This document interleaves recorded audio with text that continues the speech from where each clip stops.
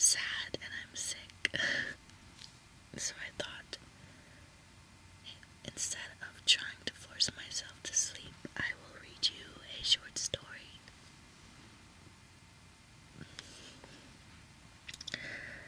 This is called If You Go Into the Woods. Yeti Patanek was the kind of boy who was always in trouble. In fact, the people of Kaslav expected him to be in trouble. That's what happens to a boy without a father, the old man would say, watching Yeti annoy a dog with a stick, or kick a broken bottle down the street, or climb a neighbor's tree to steal some cherries. Most 8-year-old boys were forgiven with such behavior, but because Yeti's mother was raising him on her own, every action of their small family was weighed, magnified, and judged. Yeti wasn't a bad child. He was precautious and mischievous, with a worry and sadistic streak toward animals and broken bottles. But he also had a tender side that only his mother saw. He didn't have any real friends, not since Miroslav's father moved his family to Kolin. It was only 20 kilometers away, but to an 8-year-old, Miroslav might as well move to the moon. So Yeti spent most of his time outside of school, on his own, chasing crickets, throwing stones at owls, burning ants with magnifying glass, and wondering why his mother cried herself to sleep every night. In the summers, it got worse. Yeti only asked his mother about it once, but this proved to be a mistake. She closed her eyes for a long time, and Yeti was sure she was going to cry. Opening her eyes again, she put her teacup down. Then, she beckoned him and hugged him so tight that he couldn't breathe. It scared him. That night, the crying was louder than ever. He never asked her about it again. During the long summer days, when there was no school to worry about, Yeti spent as much time out of the house as possible, busying himself with exploring construction sites, spying on the man with the limp who talked to himself, and looking for buried treasure in the forest 2 blocks from his house. The forest stretched all the way around one side of the lake that divided Kaslav, and was a wonderland for a growing boy. It had insects and weird plants, a reservoir and a running track, a football stadium on the edge, and the tallest trees Yeti had ever seen. The only bad thing about the forest was that the trees were too big to climb. They had wide trunks and no reachable branches, and it was hard to get any grip on the smooth, oily bark. There were only a couple of different trails through the forest, and Yeti didn't like to wander too far from them. The foliage from the tall trees knitted together into a canopy, preventing all but the most persistent beings of life from passing through. Even on a bright summer's day, it was dark, and Yeti didn't like the funny feeling it gave him in his stomach. It made him scared, but he had a suspicion there was something interesting in there. However, each time he went into the forest and tried to go deeper, he would panic and bolt for the trail, ending up panting on the grass outside, furious with himself.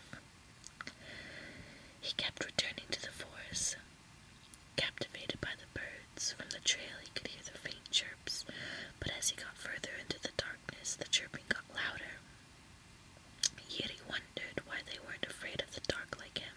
Maybe, he thought, they were afraid of people more. His mother was chiding him one evening for coming home too late, listing all the evils that can befall a small boy when the sun goes down, when it came to him, a plan. If the world is at its most dangerous at night, he thought, surely it is safest in the early morning, and that would be the best time to explore the forest and not feel scared. With the courage of confidence, Yeti wolfed down his breakfast, kissed his mother on a cheek, trying not to think about her puffy, bloodshot eyes, and shaking hands, and hurried to the forest. He stopped running at the edge of the trees and walked slowly along the trail, catching his breath, listening out for the birds. Chirp. He stopped and took a couple steps off the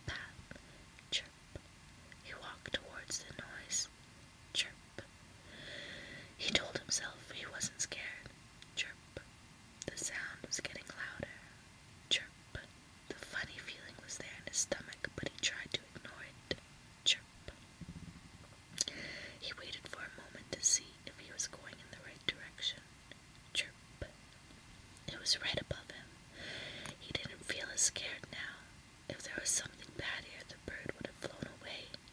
Yet he cleared a space on the ground and leaned his back against the trunk.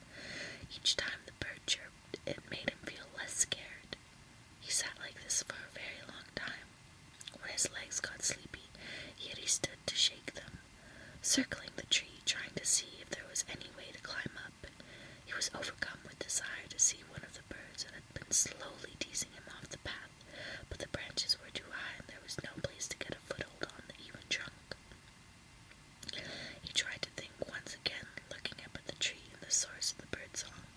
Higher up, he could see that the branches of the other trees intertwined. He walked around the neighboring trunks to see if he was able to climb any of those. Then he tripped. Stifling his cry, he rolled onto his back and rubbed his stinging shin. He wiped the dirt from his face as he struggled to hold back the tears. And then he saw it. A ladder. What was a ladder doing in the middle of the forest? He jumped up and brushed the dirty leaves away. It seemed in pretty good shape. None of the wooden rungs had rotted away. With some difficulty, Yeti lifted it and stood it against the tree. Once he was sure it was steady, he started climbing. In a few moments he was at the top of the ladder, beside the first branch. The bird's chirping was louder now, directly above him, but still quite a bit higher. Leaning against the trunk, he stepped into the first branch, which was more than thick enough to take his weight. Chirp. He paused, suddenly conscious of the noise he was making. Chirp. He was afraid of scaring the bird. Chirp. When his breathing had calmed, he gripped the trunk of the tree with his left hand and stepped up onto the next branch. It was a little thinner and creaked slightly under his weight, but the bird was still chirping away happily, oblivious to the intruder below. Yet he climbed 2 more branches as quietly as he could. The bird's chirps were loud, now coming from the fat branch directly above his head. Pausing again, he heard his heart rattling in his chest, and for a second he was worried it was trying to escape. He placed his hand over it, hoping to muffle its beat. Looking down was a mistake. Even in the poor light, he could see how far away he was from the ground. Hugging the tree trunk, he promised himself not to do that ever again, not until he had seen the bird. He couldn't give up now, he told himself, not when he was so close. The bird chirped in agreement. The next branch was too high. He could reach it with his arms outstretched, but there was no way he could pull himself onto it without startling the bird. He tried to think, pressing his fingers against his temples, unconsciously apping. Is that right? Apping or aping? Aping the detective from his favorite television show. Then Yeti realized that while the bird was almost flat, running parallel with the ground, the one he was standing on rose quite sharply as it went along. Reaching out with his right leg, he tested his weight, reckoning it could support him for quite a distance. He sat down with his legs dangling on each side, then leaning forward along the branch, he dragged himself along. Chirp. The bird hadn't moved. He reached out and pulled himself farther. Chirp. The gap between the 2 branches was closing. He pulled himself along again. Chirp. Once more. Chirp. Yeti sat up and twisted around, the branch under him dipping ever so slightly under his weight. Craning his neck upwards, he looked back along the branch above. The bird, he gasped. Chirp. The bird didn't move. It was facing away from him, an arm's length away. Chirp. It was striking, with a red body and a rainbow of plumage around its breast. Chirp. Yeti reached out tentatively. Chirp. His hand was centimeters away, but the bird still hadn't turned its head. Chirp. He stretched out his fingers